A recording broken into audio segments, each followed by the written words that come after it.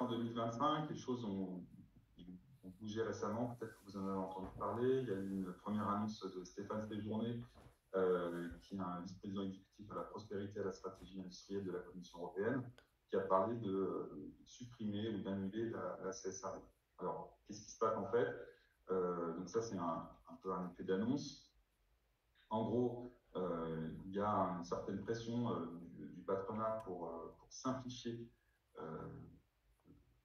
lourdeur administrative de la Commission européenne, qu'elle ressentit en tout cas par les lobbies aujourd'hui.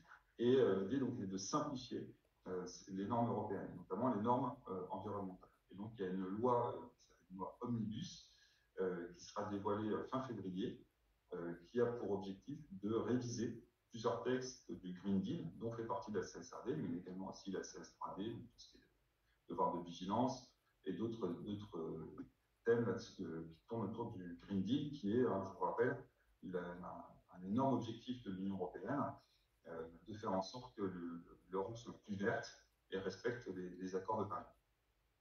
Alors, qu'est-ce qui va se passer dans cette loi Omnibus? Donc, encore une fois, on est en pleine discussion, en pleine rédaction, donc on est un peu dans le flou.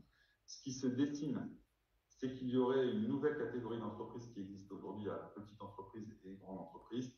On créerait une entreprise qui s'appellerait les ETI, qui serait une catégorie entre 250 et 1500 salariés, avec moins de 1,5 milliard de chiffre d'affaires, qui serait une nouvelle catégorie. Et du coup, l'idée, ça serait pour cette partie ETI de simplifier et de ne pas reporter exactement comme reporteront les grands groupes. Voilà l'idée.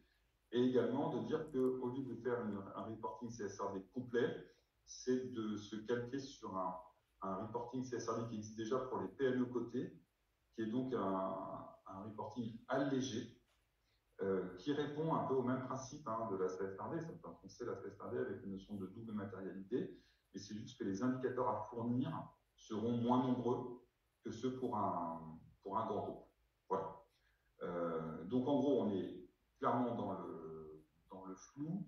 Il y a déjà des entreprises qui publient leur rapport de durabilité, les grandes entreprises ont déjà publié leur rapport de durabilité. Il y a beaucoup d'entreprises qui sont déjà engagées dans le dossier. Donc on ne sait pas trop comment tout ça va se terminer. Voilà, l'idée quand même, c'est de conserver le Green Deal, parce que c'est quand même un axe fondamental de l'Europe, mais peut-être de simplifier le nombre d'indicateurs en fait, à fournir, tout en conservant la philosophie de la CSRD qui touche notamment à cette double matérialité.